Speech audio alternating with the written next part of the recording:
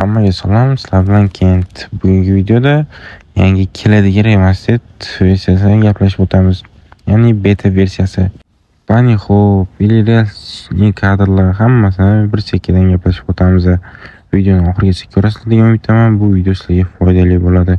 Videoni boshlamasdan oldin 2,5 mingta bo'lishimga o'z hisangizni qo'shib qo'ying. Bitta obuna va like tugmasini bosish esdan chiqmasin. Короче, telefonda yoqish. Telefonda yoqish uchun dasturdan joystickni klavishiga o'tkazib qo'yish kerak. Chunki personajni yordam yoki qimirlatadigan narsasi.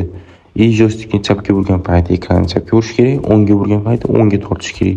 Bu asosiy qoidasi. O'zi kompyuterda ham mishka bilan o'ngga chapga buriladigan alohida.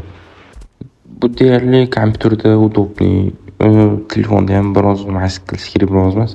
Ancha qilish kerak.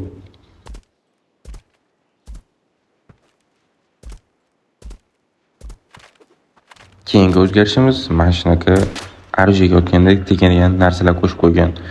Tipa tretiyada hech yo'stilarimiz cho'choradi. Bu menimcha kimgadir qulay emas. Lekin pastga o'tsa pastga surilmas ekan. Keyingi yangilanish bu o'lgandagi qimirlash effektlari va emotsiyalari. Короче, endi oldingidek turib qolmaydi. Endi otgandan o'lganroq sal udobli, chiroyliroq ko'rinadigan bo'pti. Endi faqat o'lib yurishlar ham bo'laveradi. Salto tortisuga. Yana grafika va aim rek bo'yicha vaqtcha ishlab qo'yishibdi. Rekni ham nasturga qo'yib qo'yishibdi. Klassik точно degan joy qo'shib qo'yishgan. To'g'risi hozir betada yaxshi ishlamayapti. Zaddiska bilan o'ldiryapti. Masalan, odam otasiz zaddiska ushlab qolyapti. Короче, kentlar qisqasi shu edi.